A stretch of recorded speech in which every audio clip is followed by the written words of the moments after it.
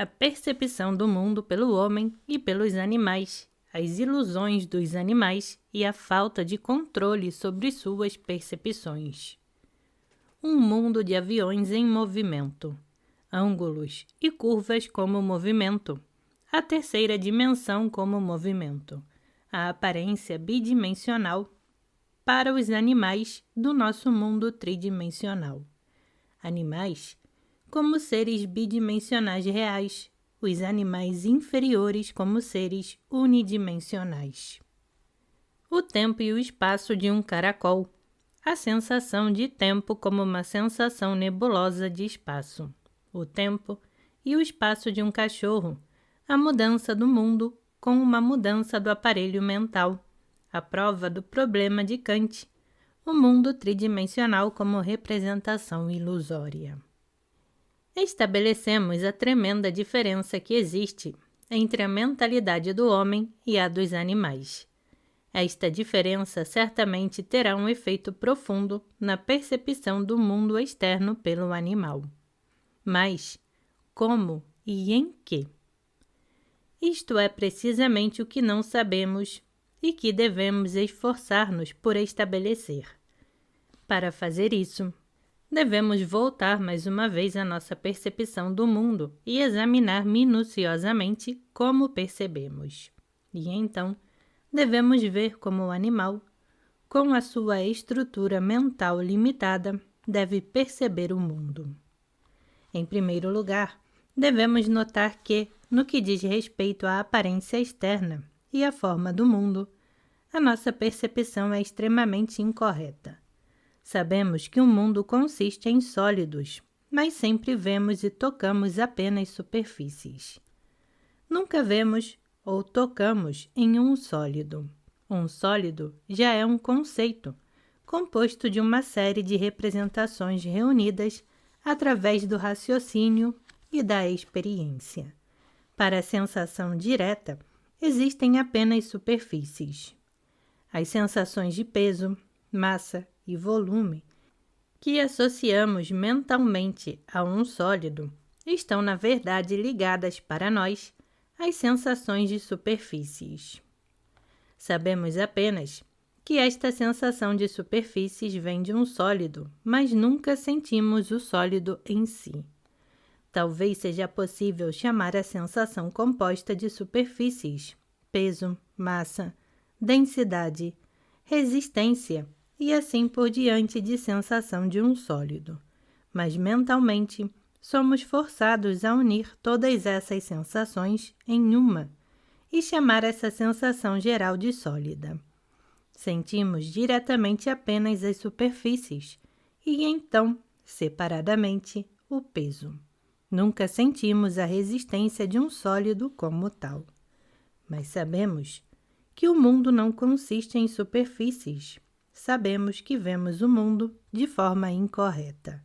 Sabemos que nunca vemos o mundo como realmente é, não apenas no sentido filosófico desta expressão, mas no sentido geométrico mais atual. Nunca vimos um cubo, uma esfera e etc. Sempre vimos apenas superfícies. Compreendo isso. Corrigimos mentalmente o que vemos. Atrás das superfícies pensamos o sólido. Mas nunca poderemos representar um sólido. Não podemos representar um cubo ou uma cadeira em perspectiva, mas sim de todos os lados ao mesmo tempo. É claro que o mundo não existe em perspectiva. No entanto, não conseguimos ver isso de outra forma. Vemos tudo apenas em perspectiva, ou seja, ao percebermos, deformamos o mundo com o olhar. E sabemos que distorcemos isso. Sabemos que não é assim que vemos. E mentalmente, nós corrigimos continuamente o que o olho vê, substituindo o conteúdo real daqueles símbolos pelas coisas que a nossa visão nos mostra. Nossa visão é uma faculdade complexa. Consiste em sensações visuais, além da memória das sensações táteis. Uma criança tenta tocar tudo o que vê. o nariz da babá, a lua, o ponto dançante da luz do sol refletido na parede. Só gradualmente ele aprende a distinguir entre o que está perto e o que está longe, apenas através da visão. Mas sabemos que mesmo na idade madura, estamos facilmente sujeitos à ilusão de ótica. Vemos objetos distantes como planos, ou seja, de forma ainda mais incorreta, pois o relevo é, afinal, um símbolo que indica uma determinada propriedade dos objetos. Ao longe, a silhueta de um homem surge para nós. Isto ocorre porque, em grandes distâncias, nunca podemos tocar em nada, e nossos olhos não foram treinados para perceber as diferenças nas superfícies, que de perto são sentidas com as pontas dos dedos. Nunca poderemos ver nem mesmo um pedaço do mundo externo como ele é, isto é, como nós sabemos o que é.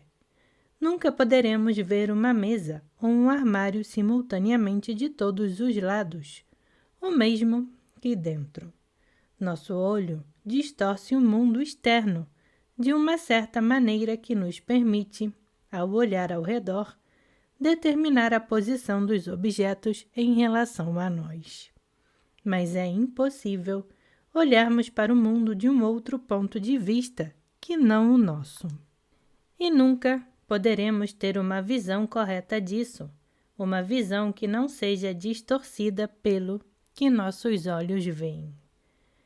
Relevo e perspectiva são as deformações dos objetos ao nosso olhar. São uma ilusão de ótica, um engano visual.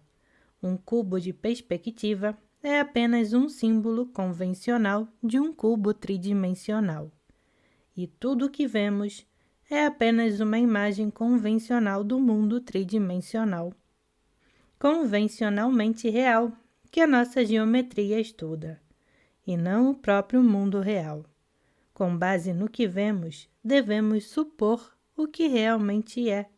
Sabemos que o que vemos está errado e pensamos que o mundo é diferente da forma como o vemos. Se não tivéssemos dúvidas sobre a correção da nossa visão, se soubéssemos que o mundo era tal como víamos, seria lógico que pensássemos nele tal como vemos. Porém, na prática, estamos constantemente fazendo correções no que vemos. Esta capacidade de introduzir correções naquilo que o olho vê implica necessariamente a posse de conceitos, pois as correções são feitas através do raciocínio, o que é impossível sem conceitos. Sem esta capacidade de corrigir o que o olho vê, veríamos o mundo de forma muito diferente. Deixaríamos de ver muito do que vemos e começaríamos a ver o que não vemos.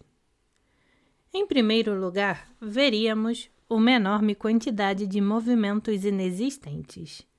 Para uma sensação direta, todos os nossos movimentos se conectam com o movimento de tudo ao nosso redor. Sabemos que este movimento é ilusório, mas consideramo-lo real. Os objetos giram diante de nós, correm à nossa frente, ultrapassam uns aos outros. As casas, diante das quais dirigimos lentamente, giram lentamente.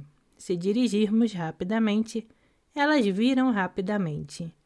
As árvores aparecem de repente diante de nós, fogem e desaparecem.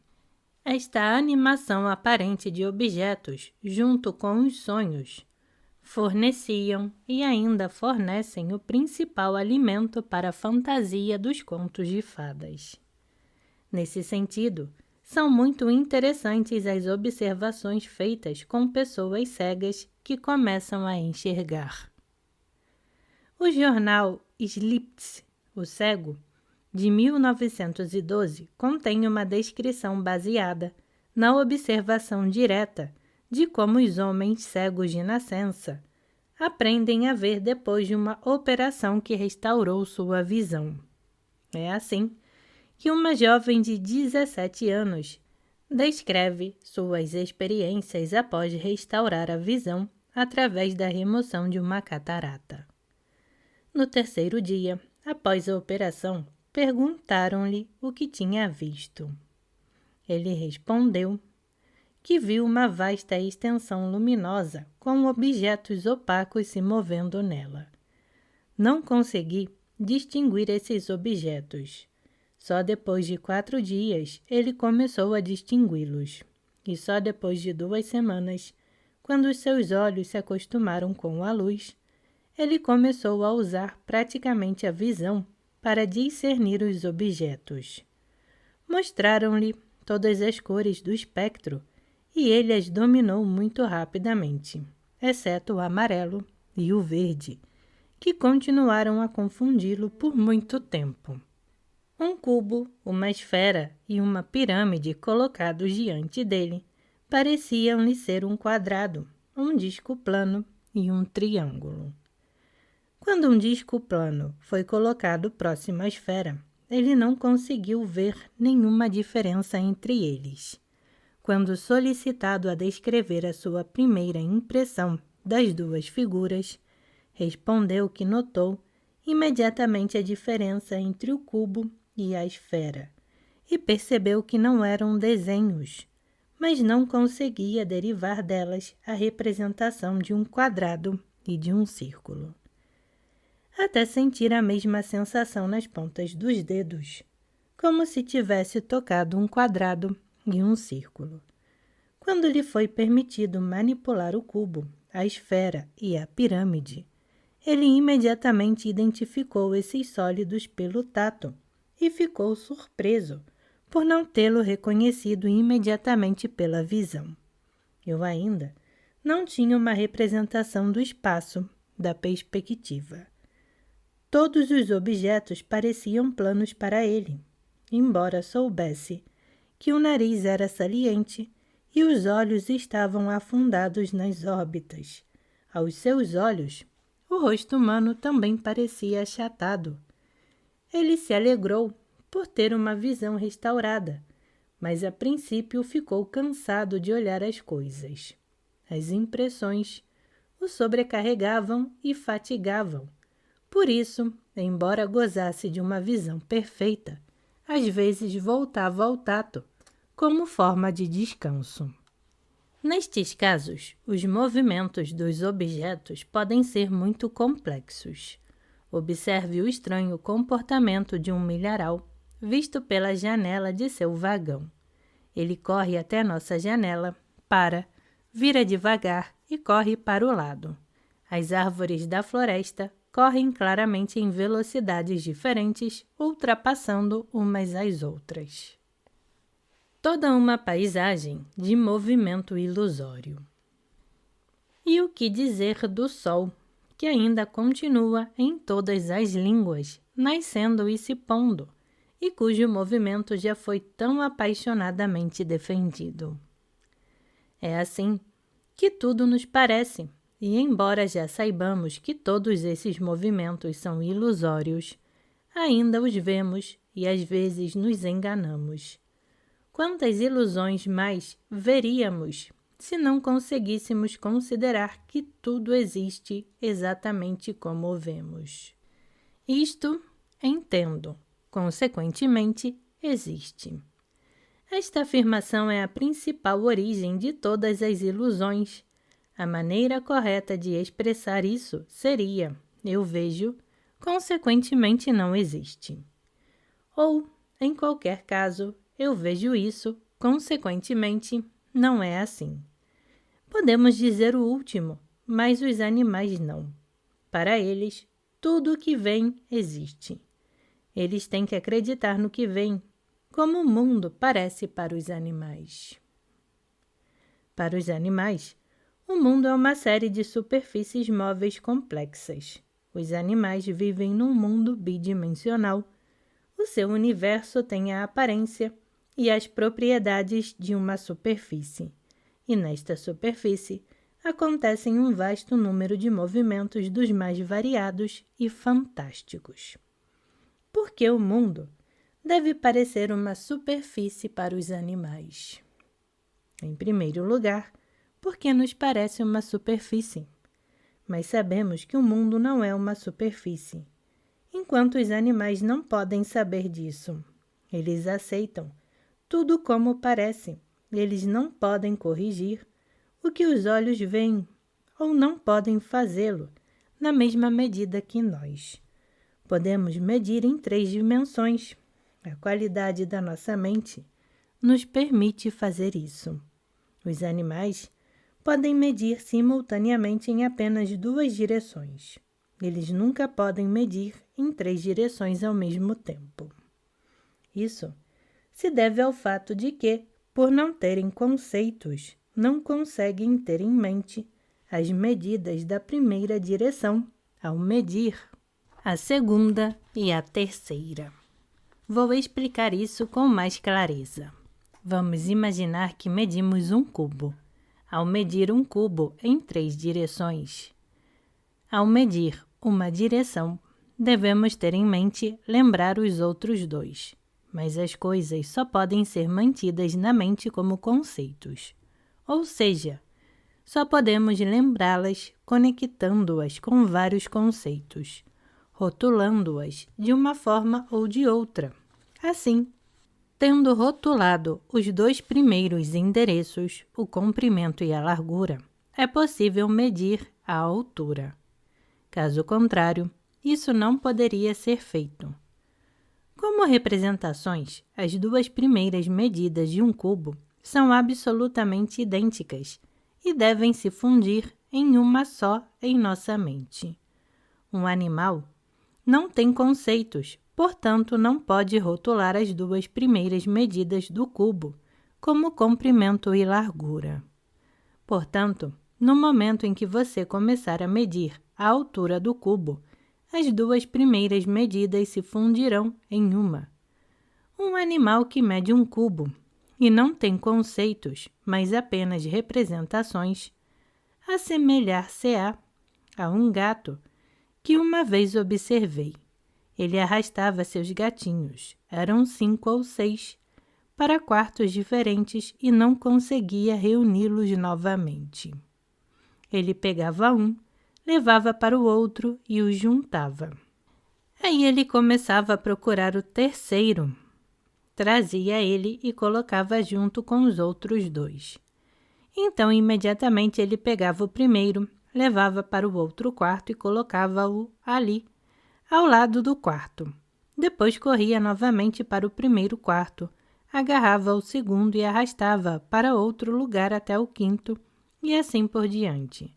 Durante 1 hora inteira, a gata brigou com seus gatinhos, genuinamente exausta, mas não havia nada que pudesse fazer.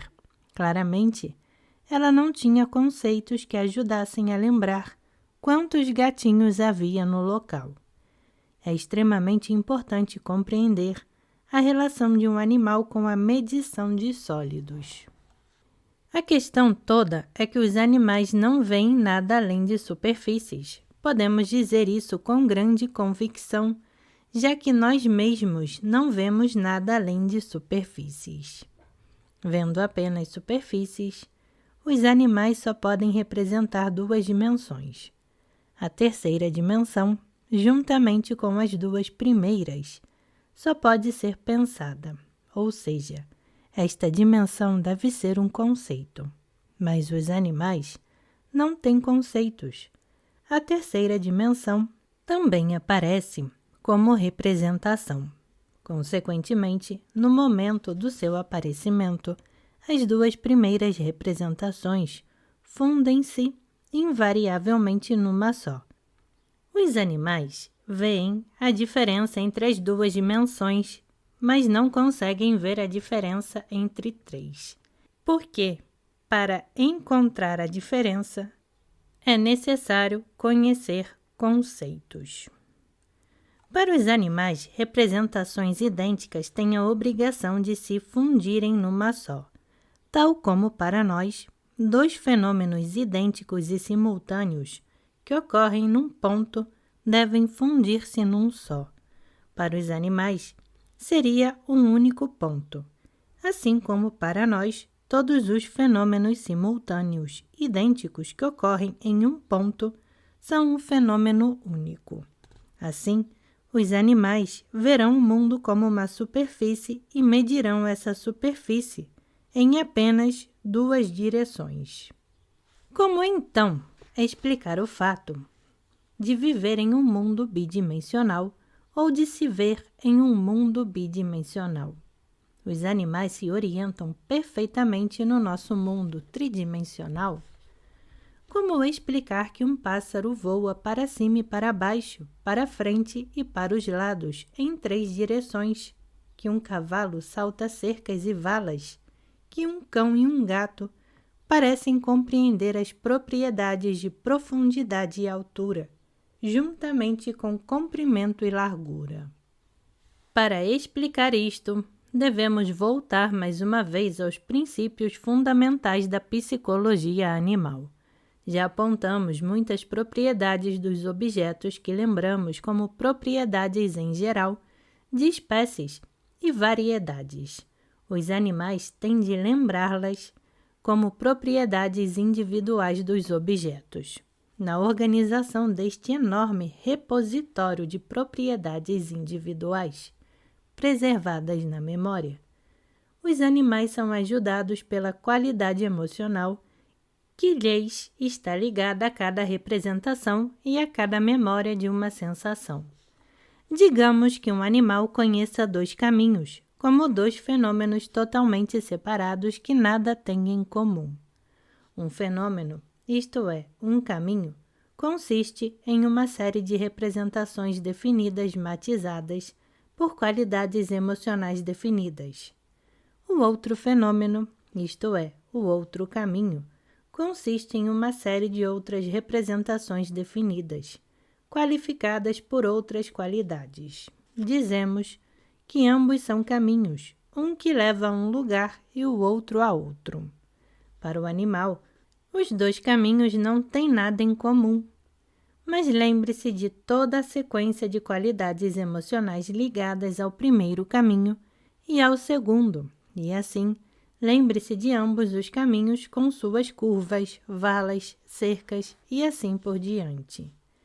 Assim, a memória das propriedades definidas dos objetos que viram ajuda os animais a se orientarem no mundo dos fenômenos. Mas, como regra geral, quando confrontados com novos fenômenos, os animais ficam muito mais indefensos que o homem. Os animais vivem em 2 dimensões. Eles sentem constantemente a terceira dimensão, mas não a veem. Eles sentem isso como algo efêmero, como nós sentimos o tempo. As superfícies que os animais veem têm muitas propriedades estranhas para eles. Estas são, antes de tudo, numerosos movimentos variados. Esses movimentos parecem tão bem real, mas nós sabemos que são ilusões, como a virada de uma casa quando passamos de carro em frente dela, o surgimento de uma árvore na esquina, o movimento da lua através das nuvens e assim por diante. Além disso, para os animais haverá muitos outros movimentos dos quais não suspeitamos. Na realidade, muitos objetos completamente imóveis para nós, na verdade, todos os objetos devem parecer móveis para os animais. E está precisamente nestes movimentos que se manifesta a terceira dimensão do sólido. Quero dizer, a terceira dimensão dos sólidos aparecerá para você como movimento. Vamos tentar imaginar como um animal percebe os objetos no mundo externo. Suponha que você coloque um álbum diante de um animal e ao lado dele uma esfera grande do mesmo diâmetro. De frente para eles, diretamente à distância, o animal verá 2 círculos. Se você andar ao redor deles, o animal notará que a esfera ainda é um círculo, mas o disco gradualmente se estreita e se torna uma faixa estreita. À medida que o animal continua a se mover, a faixa começa a se alargar e, gradualmente, se torna um círculo novamente. A esfera não mudará de forma quando o animal se mover ao seu redor, mas fenômenos estranhos começarão a ocorrer nela quando o animal se aproximar. Vamos tentar entender como o animal perceberá a superfície da esfera como diferente da superfície do disco. Uma coisa é certa: você perceberá uma superfície esférica diferentemente de nós. Perceberemos a convexidade ou a esfericidade como uma propriedade comum a muitas superfícies. Devido à natureza do seu aparelho mental, o animal deve perceber a esfericidade como uma propriedade individual da esfera dada. Como deveria ser a esfericidade considerada como uma propriedade individual de uma determinada esfera? Podemos dizer, com a maior convicção, que a esfericidade aparecerá ao animal como um movimento da superfície que ele vê. Quando o animal se aproxima da esfera, muito provavelmente o que acontece é algo assim. A superfície que o animal vê aparece em movimento rápido, seu centro se projeta para frente e todos os outros pontos começam a se afastar do centro com uma velocidade proporcional à distância ao centro, ou ao quadrado da distância ao centro. É assim que o animal deve sentir uma superfície esférica. Isso lembra a maneira como percebemos o som. A uma certa distância da esfera, o animal a vê como um plano. Aproximando-se dela e tocando algum ponto da esfera, você vê que a relação de todos os outros pontos com aquele ponto tem mudado comparado ao que deveria ser, como se todos os outros pontos tivessem se movido, se afastado. Tocando outro ponto, você vê novamente todos os outros pontos recuando dele. Esta propriedade da esfera aparecerá como movimento, como vibração, e na realidade, a esfera se assemelhará a uma superfície vibrante e ondulada. Da mesma forma, qualquer ângulo de um objeto estacionário deve parecer ao animal em movimento. O animal só pode ver um ângulo de um objeto tridimensional se mover na frente dele, e nesse caso, o objeto parecerá ter virado. Um novo lado apareceu e o lado antigo recuou ou se moveu para o lado. Um ângulo será percebido como uma rotação, um movimento do objeto, isto é, como algo efêmero, temporal. Ou, isto é, como uma mudança no estado do objeto. Lembrando-se dos ângulos que encontrou antes, que o animal cerra, como o movimento dos corpos, irá considerá-los como passados, acabados, desaparecidos, pertencentes ao passado. É claro que o animal não pode acionar assim, mas ele agirá como se esse fosse o seu raciocínio. Se o animal pudesse pensar nos fenômenos, isto é, ângulos e superfícies curvas, que ainda não entraram em sua vida, sem dúvida os representaria só na hora. Em outras palavras, o animal não poderia conceder-lhes qualquer existência real no momento atual em que eles ainda não apareceram. Se pudesse opinar sobre eles, eu diria que esses ângulos existem como uma potencialidade, que eles serão, mas que atualmente não são. Para um cavalo, o canto da casa por onde ele passa todos os dias é um fenômeno que se repete em certas circunstâncias, mas ainda assim ocorre apenas no tempo. Não é uma propriedade espacial constante da casa. Para o animal, um ângulo deve ser um fenômeno temporal, em vez de ser um fenômeno espacial como é para nós.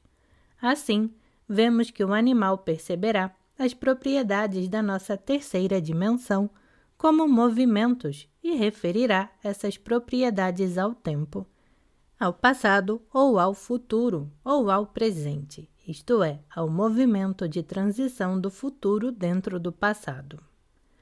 Este é um ponto extremamente importante e contém a chave para compreender a nossa própria percepção do mundo. Consequentemente, teremos que examiná-lo com mais detalhes. Até agora, consideramos os animais superiores, um cachorro, um gato, um cavalo. Consideremos agora um animal inferior, por exemplo, um caracol. Não sabemos nada sobre sua vida interior, mas podemos ter certeza de que sua percepção é muito diferente da nossa. Muito provavelmente, as sensações de um caracol em relação ao ambiente que o rodeia são muito vagas.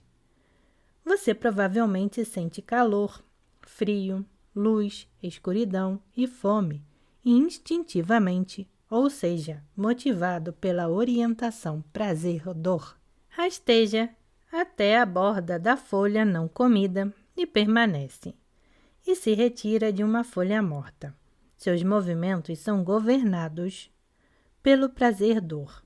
Sempre avança em direção a um e se afasta do outro, movendo-se em linha reta, do desagradável ao agradável. E com toda a probabilidade, ele não sabe e não sente nada além desta fase. Esta linha constitui a totalidade do seu mundo. Todas as sensações do que entra do lado de fora, o caracol os sente ao longo dessa linha de movimento. De potencialidade se torna realidade. Para um caracol, a totalidade do nosso universo existe no futuro e no passado. Isto é, tempo. Existe apenas uma linha no presente, todo o resto está no tempo. É mais do que provável que um caracol não tenha consciência dos seus próprios movimentos. Fazendo esforços com todo o corpo, ele avança em direção à borda fresca da folha, mas parece-lhe que a folha está se movendo em sua direção, nascendo naquele momento, aparecendo do tempo, como amanhã nos aparece. Um caracol é um ser unidimensional. Os animais superiores, um cachorro, um gato, um cavalo, são seres bidimensionais. O espaço lhes parece uma superfície, um plano.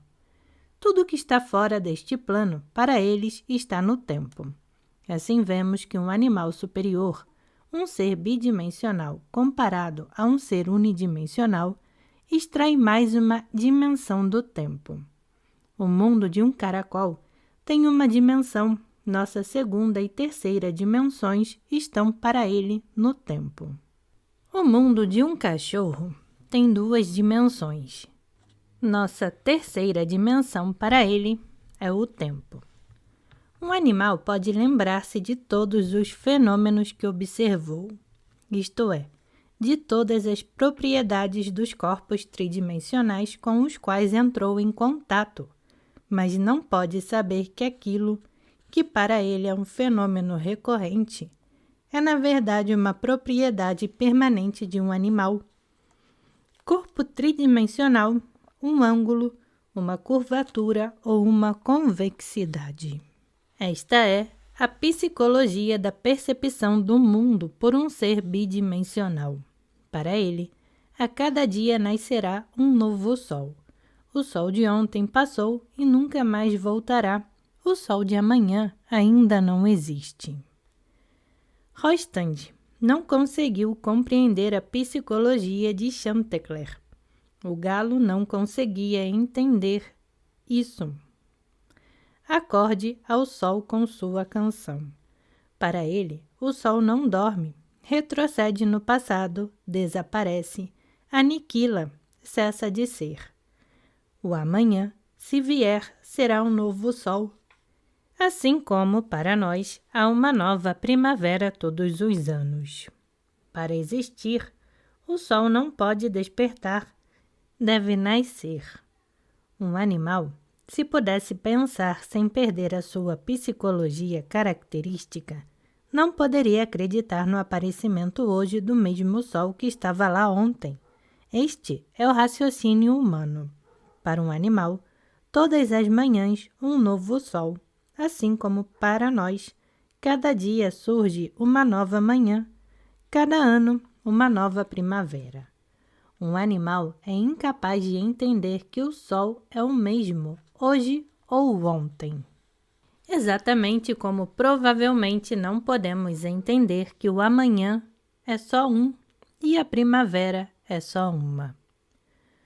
O movimento dos objetos que, para nós, não é ilusório, mas real, como o movimento de uma roda que gira ou de uma carroça que se move e etc., para um animal deve diferir muito do movimento que ele vê em todos os objetos que ele vê.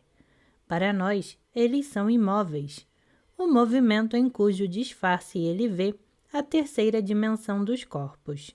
Este primeiro movimento, isto é, o movimento que também é real para nós, deve parecer-lhe espontâneo, vivo. E estes dois tipos de movimentos são incomensuráveis para ele. Um animal será capaz de medir um ângulo ou uma superfície convexa, embora não compreenda o seu verdadeiro significado e o considere como um movimento.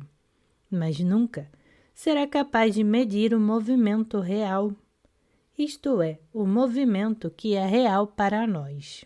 Para isso, é necessário ter a nossa concepção de tempo e medir todos os movimentos em relação a algum movimento mais constante, ou seja, comparar todos os movimentos com um. Como um animal não tem conceitos, ele não poderá fazer isso. Portanto, os movimentos dos objetos que são real para nós serão imensuráveis e, portanto, incomensuráveis com outros movimentos que para ele são reais e mensuráveis, mas que para nós são ilusórios, constituindo, na verdade, a terceira dimensão dos corpos. Este último é inevitável. Se um animal sente e mede como movimento o que não é movimento, é claro que não será capaz de aplicar a mesma medida ao que é e ao que não é movimento. Mas isso não significa que um animal não possa conhecer a natureza dos movimentos que ocorrem em nosso mundo e se adaptar a eles. Pelo contrário, vemos que um animal se orienta perfeitamente entre os movimentos dos objetos do nosso mundo tridimensional. O instinto o ajuda nisso, ou seja, a capacidade desenvolvida ao longo de centenas de séculos de seleção de realizar ações eficazes, sem consciência do propósito. E um animal discrimina perfeitamente os movimentos que ocorrem ao seu redor. Mas, distinguindo dois tipos de fenômenos, dois tipos de movimento, um animal tem a obrigação de explicar um deles por alguma propriedade interna inexplicável dos objetos, ou seja, provavelmente considerará aquele tipo de movimento como resultado da animação dos objetos e considerará objetos em movimento como vivos. Um gatinho brinca com uma bola ou com um rabo porque a bola ou o rabo foge dele. Um urso lutará contra a estaca até que ela o desaloje da árvore, pois, nos balanços da estaca, ele sente algo vivo e hostil. Um cavalo pula na frente de um arbusto porque de repente se virou e balançou um galho. Neste último caso, talvez o arbusto não tenha se movido, foi o cavalo que correu. Mas parecia que se moveu e, consequentemente, ele estava vivo. Qualquer coisa que se mova provavelmente está viva para um animal. Por que um cachorro late tão furiosamente quando um carro passa? Não entendemos isso completamente. Não percebemos como o carro, ao passar, vira, torce e faz caretas. assim como o cachorro o vê. O carro está cheio de vida, rodas, o teto, o paralamas, os bancos, os passageiros. Tudo isso se move, gira. Vamos agora resumir nossas deduções. Estabelecemos que o homem possui sensações, representações e conceitos, que os animais superiores possuem sensações e representações, e os animais inferiores apenas sensações. Deduzimos que um animal não tem conceitos, principalmente porque não tem palavras, não tem linguagem. Além disso, estabelecemos que, sem ter conceitos, os animais não conseguem compreender a terceira dimensão e apenas veem o mundo como uma superfície. Em outras palavras, eles não têm meios nem instrumentos para corrigir suas sensações errôneas do mundo. Descobrimos então que, vendo o mundo como uma superfície, os animais veem nesta superfície muitos movimentos que não existem para nós, isto é, todas as propriedades dos corpos que consideramos como propriedades da sua tridimensionalidade devem aparecer-lhes como movimentos. Assim, um ângulo e uma superfície esférica devem aparecer para eles como movimento do plano. Além disso, chegamos à conclusão de que tudo que, para nós, pertence ao domínio da terceira dimensão como algo constante, os animais devem considerar como eventos efêmeros que acontecem aos objetos como fenômenos temporários. Assim, em todas as suas relações com o mundo, um animal revela-se completamente análogo ao ser bidimensional e real que presumimos viver num plano. Todo o nosso mundo parece ao animal um plano por onde passam os fenômenos, movem-se de acordo com o tempo ou no tempo. Portanto, podemos dizer que estabelecemos o seguinte, que com uma certa limitação do aparelho mental que percebe o mundo externo para um sujeito que possui tal aparelho, toda a aparência e todas as propriedades do mundo devem mudar. E dois sujeitos que vivem juntos, mas possuem aparelhos mentais diferentes, devem viver em mundos diferentes. As propriedades da extensão do mundo devem ser muito diferentes para eles. Além disso, vimos as condições não artificiais e inventadas, mas realmente existentes na natureza. Isto é, as condições mentais da vida dos animais, nas quais o mundo aparece como um plano ou mesmo como uma linha. Em outras palavras, estabelecemos que a extensão tridimensional do mundo depende, para nós, das propriedades do nosso aparelho mental, ou que a tridimensionalidade do mundo não é propriedade sua, mas apenas propriedade da nossa percepção do mundo. Em outras palavras, a tridimensionalidade do mundo é propriedade de seu reflexo em nossa consciência. Se tudo isto for assim, é claro que demonstramos realmente a dependência do espaço em relação ao significado do tempo. E uma vez mais, demonstramos a existência de uma sensação de espaço inferior ao nosso. Por este mesmo fato, demonstramos a possibilidade de uma sensação de espaço superior ao nosso. E devemos admitir que se uma quarta unidade do pensamento, tão diferente do conceito quanto o conceito é diferente da representação, então, simultaneamente a isso, para nós, no mundo circundante, aparecerá uma quarta característica, que podemos chamar geometricamente de quarta direção ou quarta perpendicular, porque esta característica conterá propriedades de objetos perpendiculares a todas as propriedades que conhecemos, e não paralelas a nenhuma delas. Em outras palavras, não nos veremos ou nos sentiremos num espaço tridimensional, mas num espaço quadridimensional.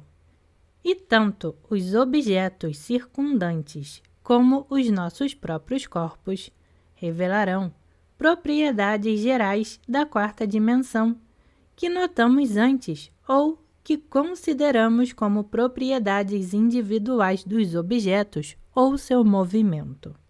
Assim como os animais consideram a extensão dos objetos na terceira dimensão como seu movimento.